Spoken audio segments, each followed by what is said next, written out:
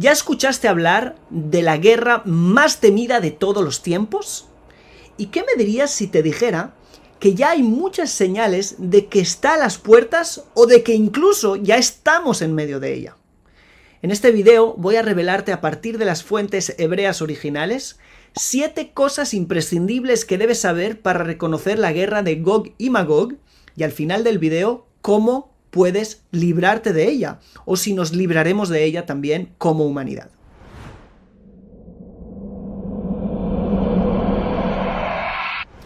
Shalom a todos y bienvenidos a nuestro canal. Me llamo Daniel Chapán y hoy vamos a hablar acerca de la guerra de Gog y Magog, una de las guerras de las que más se ha hablado durante la historia. ¿Por qué? Porque ha sido profetizada por los profetas en 6 libros distintos de la Biblia hebrea. Pero antes de empezar a profundizar en los textos, quiero mostrarte cómo hay cosas impresionantes que fueron dichas hace miles de años que era imposible que se supiera, pero hoy sabemos que este es el escenario exacto que está descrito allí y que esas cosas ya pueden empezar a pasar o ya empezaron a pasar. Por ejemplo, en el Zohar, ¿sí? La cita es Bereshit, página 58, está escrito que cuando llegue Gog y Magog llegarán multitudes de todo el mundo para pelear contra Jerusalén y contra Shem. Bueno, eso está escrito en los versos. Lo importante es que en el Zohar, en la página 119 después, más tarde, está escrito que los hijos de Ismael serán los que despertarán a todos los pueblos de la tierra para venir a pelear contra Israel. Los hijos de Ismael son, según nuestra tradición, el mundo musulmán, los países musulmanes. Y dice el comentarista Rabbi Moshe Cordovero, que estuvo en Safed hace 5 siglos, que harán paz esos países musulmanes con las naciones, el mundo occidental, y se rebelarán contra Israel. ¿Por qué? Por haber levantado un reino, un estado en Israel. ¿Cómo hace 2000 años se podían saber esas cosas? ¿Cómo hace 5 siglos se podía tener eso tan claro? ¿Sí? Ahora lo vemos claramente. ¿Es posible que Israel en alguna guerra con algún país vecino, que son todos musulmanes, ¿sí? De alguna manera las Naciones Unidas, la OTAN, los Estados Unidos se metan en esa guerra y que haya una guerra así grande por causa de eso? Hoy en día es un escenario posible. ¿Cómo se supo hace tantos años? Shalom, quiero hacer una pausa de unos pocos segundos para invitarte a la Academia Co-Creadores en WhatsApp, donde vamos a tener materiales completamente inéditos, míos y de otros ponentes en hebreo, disponibles en español. Si quieres unirte al grupo de WhatsApp, haz clic en el link que está en la descripción del video o en el primer comentario fijado. Hay otro ejemplo parecido. El Zohar nos dice que, terminando la guerra de Gog y Magog, 10 meses después de la guerra, seguirán apareciendo heridos, gente muerta, por causa de la guerra, pero que la guerra ya habrá terminado. Los comentaristas de épocas antiguas no entendían qué estaba diciendo el Zohar. ¿Qué tiene que ver? ¿Cómo pueden aparecer muertos por la guerra o heridos por la guerra cuando no hay guerra? Hoy en día sabemos que la radiación de una bomba atómica sigue dañando por meses, incluso por años, ¿sí? Después de que eso haya ocurrido. Ya tenemos, por desgracia, nuestro mundo tiene experiencia en eso. Antes de profundizar en los textos, quiero decirte otra cosa importante.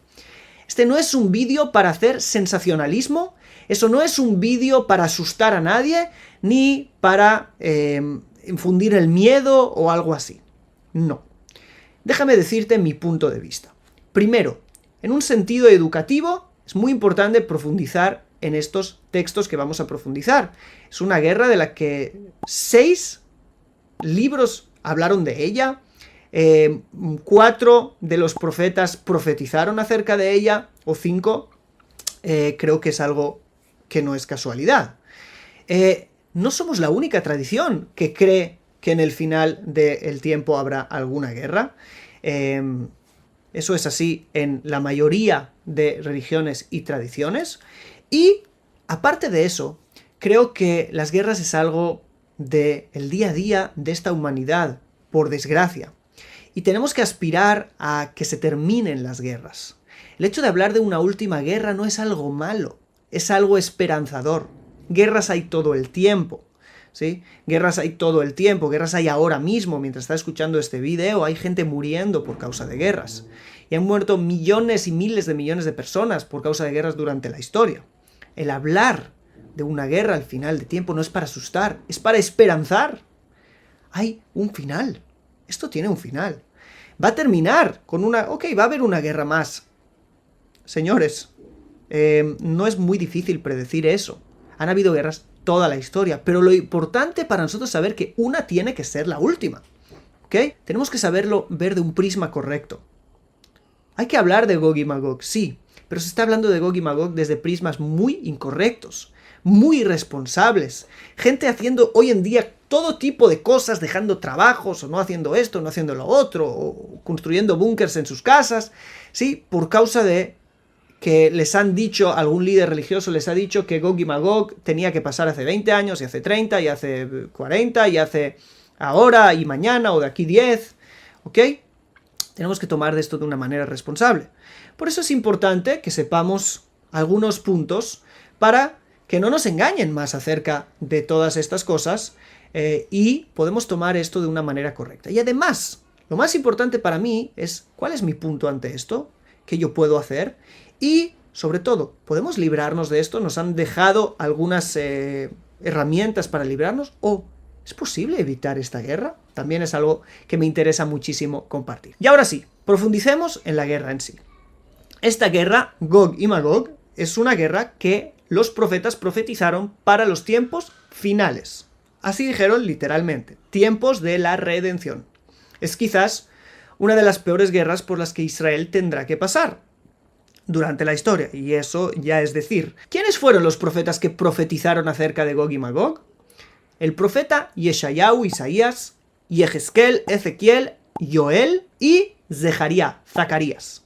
Aparte de ellos, vemos esta guerra recordada o insinuada en el libro de los Salmos, por ejemplo, en el Salmo 2, y en el libro de Daniel, capítulo 11 y 12 de ese libro. Después de juntar los detalles contados en estos 6 libros de la Biblia, he resumido 7 principios que debes conocer acerca de esta guerra, y en este video te los detallaré uno por uno. El primer punto. La guerra de Gog y Magog sucederá después de que Israel sean redimidos de su exilio. Para el que no lo sabe, el exilio es el hecho de que Israel fueron expulsados de su tierra. Israel era una nación que, como toda nación, tiene una tierra. No hay pueblos nómadas, a no ser que un día los expulsaran de sus lugares.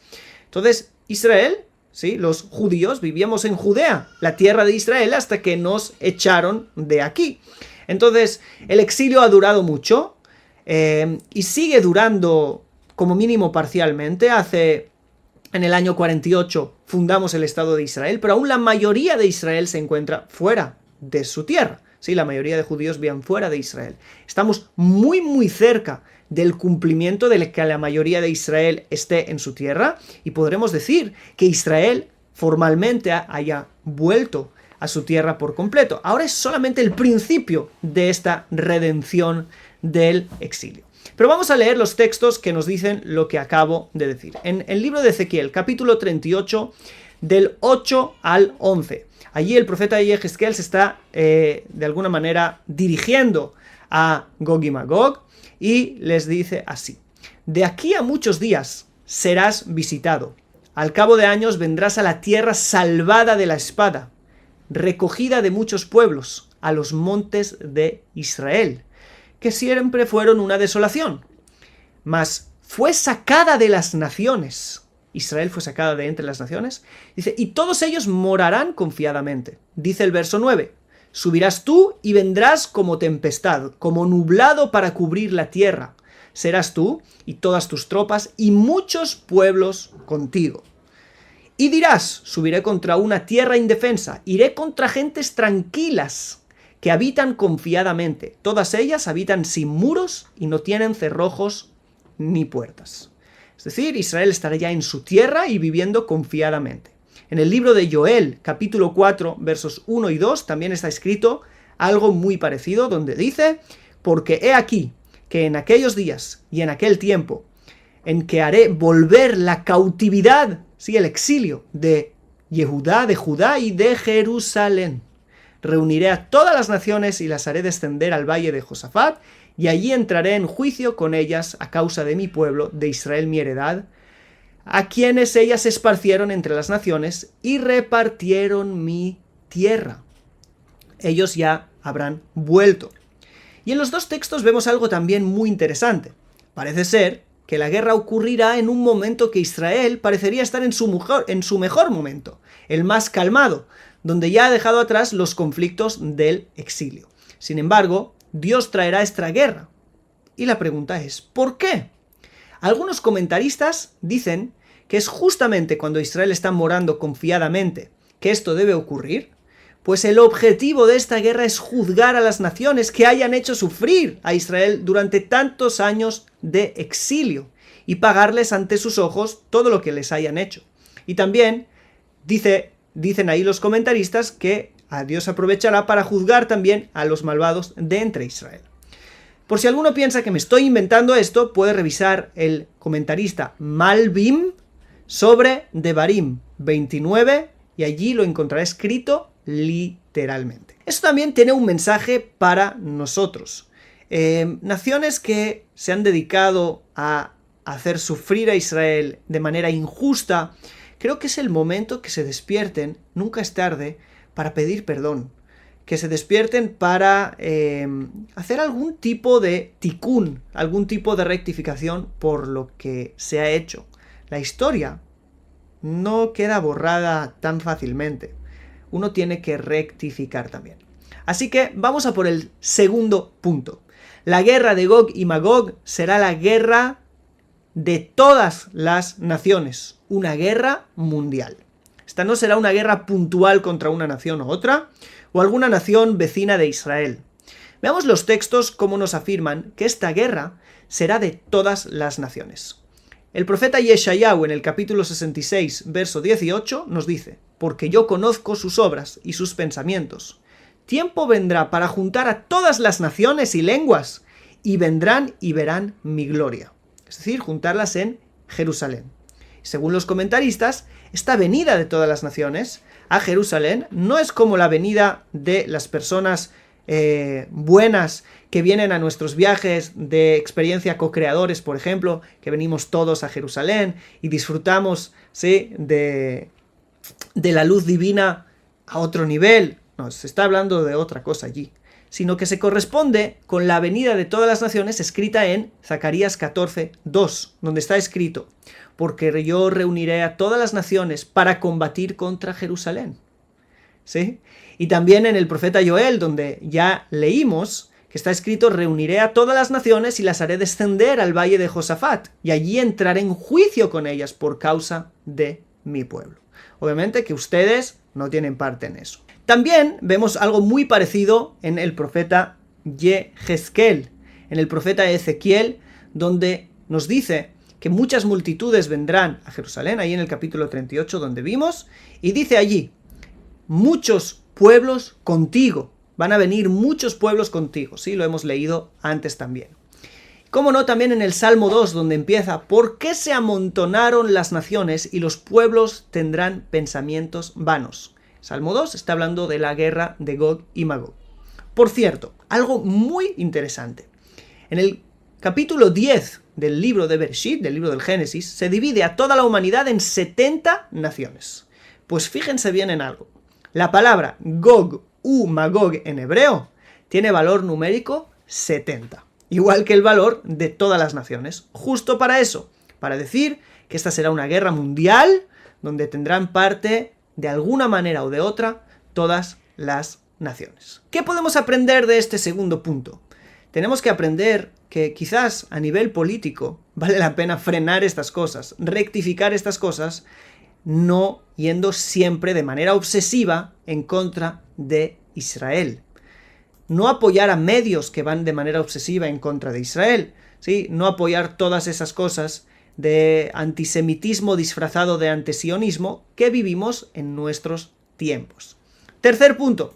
Israel no vencerá esta guerra de manera natural. Imposible. Si acabamos de decir en el segundo punto que todas las naciones estarán en esta guerra en contra de una pequeña nación que es Israel, no puede ser que la victoria sea natural, solo sobrenatural. Israel contra todas las naciones y que los profetas nos dijeron que habrá una gran victoria para Israel, eso no puede ser.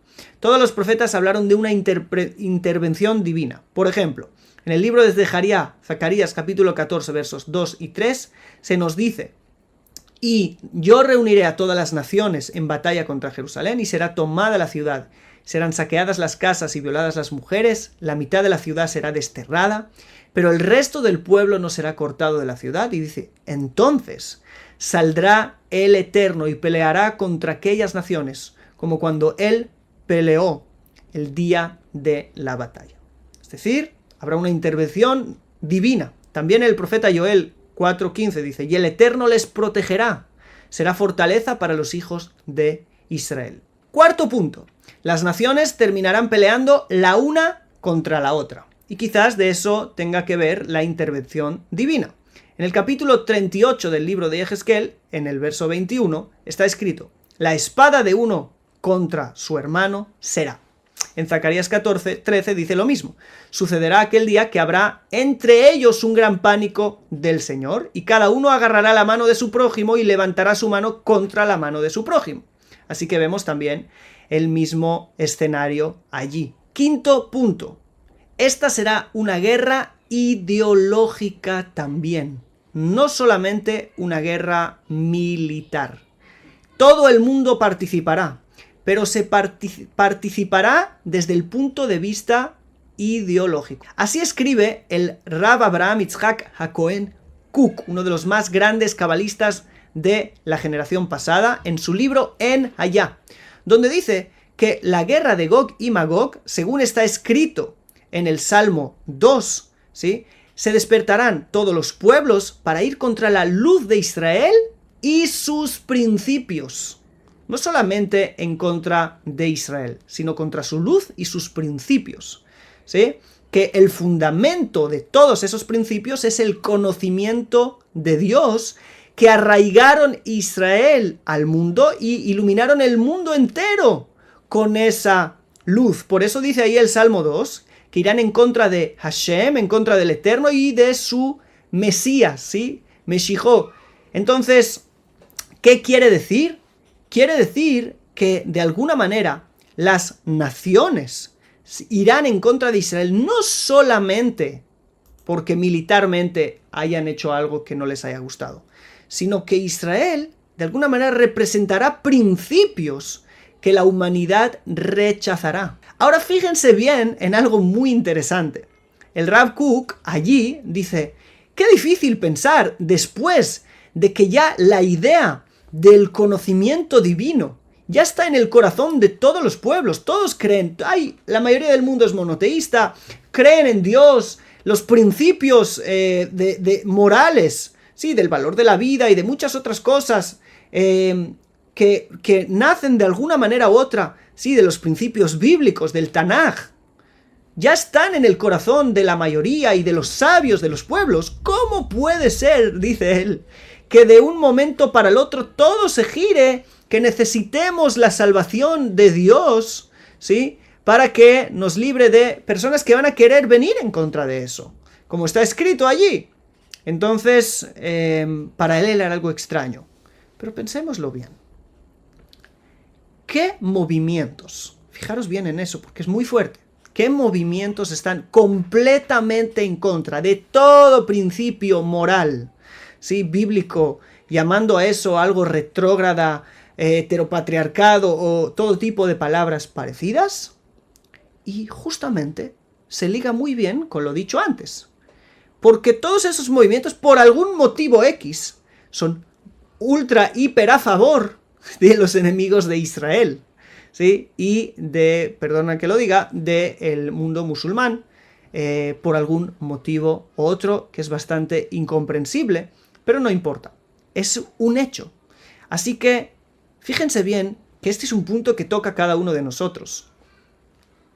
¿En qué lugar vamos a estar? ¿En el lugar que se dedica a derribar los principios que han sido arraigados por tanto tiempo, ¿sí?, del conocimiento divino, o el lugar que intenta desarraigarlos? ¿Okay? Eso también es parte de la batalla de Gog y Magog, nos dice el Rav Kook. Sexto punto. El final de la guerra dará lugar a una revelación divina en todo el mundo como nunca antes. Está escrito en el libro de Ezequiel, capítulo 39. Lo siguiente. Verso 21. Y puso mi gloria en las naciones, y verán todas las naciones los juicios que hice y mi mano que puse sobre ellos. Es decir, bien, parece que yo estoy diciendo que todas las naciones van a ir y estoy hablando mal de las naciones. No, habrá parte de las naciones que van a ir en contra y el resto de las naciones podrán ver la gloria divina. La pregunta es qué parte van a tomar cada uno entre las naciones. Y en el libro de Zacarías, culmina con el famoso verso que llena a todos de esperanza. En el mismo capítulo que habla de Gog y Magog, termina diciendo, y será el Eterno Rey sobre toda la tierra. En ese día el Eterno será uno y su nombre uno. Lo tan esperado, la revelación verdadera del Creador, la conciencia de unidad en la humanidad. Parece ser que esa guerra nos dejará a todos entender algo muy, pero que muy importante. También a nivel moral, también a nivel humano, pero también a nivel espiritual. Porque la revelación divina en ese tiempo será tan grande que se quedará grabada después también en las naciones. Y todo el mundo, tanto las naciones como Israel, conoceremos lo que hoy en día ya estamos proclamando, que el Eterno es uno. No en el sentido teológico del término solamente, sino en el sentido de que el Eterno es único y de que la humanidad tiene que elevarse a los principios morales de esa revelación, a los principios espirituales de esa revelación única, del único. Séptimo punto, que es muy impresionante. Se nos fue dicho por la tradición hasta el Gaón de Vilna, uno de los más grandes sabios de Israel, hace más o menos 300 años, que la guerra de Gog y Magog durará 9 minutos. Es algo impresionante. Yo no sé si sea literal, pero ¿cómo alguien hace 300 años podía imaginarse que una guerra mundial dure 9 minutos? Antes eso era imposible. Hoy es completamente posible. Recordar el Zohar de antes, que cuando se termine la guerra va a haber 10 meses de gente que va a seguir herida y que dijimos hoy en día con la radiación de las bombas atómicas está claro. Vemos todo el tiempo información de Irán desarrollando bomba atómica y cuánto Israel está luchando para que eso no ocurra y países que... Suena mal, pero tengo una buena noticia para ti, un poquito de esperanza. Está escrito en la tradición de Israel, los sabios de Israel nos enseñan que la forma de interpretación de estas profecías en Israel es diferente de muchas de las otras filosofías. Para nosotros está escrito que profecías que hablan de desgracias, de cosas malas, no tienen por qué ocurrir. Quiero decir que son profecías bajo condición. Es decir, si las cosas van mal, eso es lo que va a ocurrir. Pero si se cambia, es decir, si no va mal, si hay teshuvah, si hay vuelta a Dios, si hay, en vez de cosas malas, hay cosas buenas por parte nuestra, quizás eso cambie. ¿Ok? Quizás la profecía cambia. Entonces, profecías que son bajo condición no tienen por qué cumplirse así a rajatabla. Es decir, puede haber una visión de que Gog y Magog no ocurra, ¿ok? O que ocurra de manera más limitada. Si se describe lo siguiente de nuevo, que va a haber tanta maldad en el mundo, entonces eso es lo que pasa. Pero podemos reducir la maldad en el mundo, aportar luz al mundo, y también se reduce con eso las consecuencias de las profecías. Por ejemplo, Jonás fue a Nínive y profetizó destrucción. Igual que está profetizada aquí, en Ezequiel y en otros lugares, destrucción. Pero el arrepentimiento de Nínive hizo que no haya destrucción. Eso es lo mismo. Profecías de caos, de destrucción, cosas terribles, pueden ser de alguna manera dadas la vuelta. Y eso es una buena noticia. Yo creo que es algo que tenemos que, con mínimo, intentar y clamar y luchar para aportar luz al mundo y no decir, bueno, ya viene Gog y Magog, todos morís, todos... Sí que es una actitud pasiva y no buena para nada, que no nos aporta absolutamente nada a nosotros. Ahora, a nivel personal, también se ocurriera algo parecido. ¿Qué podemos hacer? El profeta Joel nos dice algo interesantísimo, y será que todo el que clame en el nombre del Eterno será salvado. ¿Sí? Es decir, clamar el nombre del Eterno. ¿Pero qué es clamar el nombre del Eterno? ¿Clamar el nombre del Eterno es decir el Eterno? No, es algo que va más allá, es algo que tiene que ver con nuestra propia vida. ¿Sí? Es algo que tiene que ver con nuestra fe, es algo que tiene que ver con nuestro día a día. Por eso, en el Talmud, en el Tratado de Sanedrín, en la página 98b, se nos dice allí cómo salvarse. De hecho, se lo preguntaron a uno de nuestros sabios, y él contestó: el estudio de la Torá y las buenas acciones. ¿Por qué? ¿Por qué? Hemos dicho que el mal comportamiento trae la guerra. La rectificación son gmilut hasadim, el hacer gesed, el hacer bondad con los demás. Y también Torah, porque hemos dicho que esta guerra al final viene a traer una gran revelación divina. Quizás, si llenamos el mundo de revelación divina, ya no haga falta la guerra, también a nivel personal. A mí ya se me reveló, ¿sí? Niveles grandes de revelación divina a través de mi estudio, a través de mi esfuerzo por profundizar, ¿ok? Entonces ya no necesito que me sea hecho esto a través de la guerra. Y de nuevo, lo mismo las buenas acciones. ¿Sí? Torah begmilut hasadim. Por eso, me gustaría que me dejaras en los comentarios, cada uno de los que está viendo este video y le está gustando. Primero, que nos deje un like. Y segunda, ponga en los comentarios una buena acción. Una buena acción que va a hacer en motivo de haber visto este vídeo para convertir este mundo en un mundo mejor, que no necesite pasar por cosas tan terribles. Y como mínimo, si es así, nos acostumbremos a que nosotros podemos ser liberados de todo mal a través de la profundización, la elevación de la conciencia, en el conocimiento divino a través de la Torá y las buenas acciones con los demás, el amor al prójimo y el dar de nosotros mismos para otros. Así que esta es la manera con la cual nos podemos librar de Gog y Magog. Y sin más, terminemos este vídeo deseándonos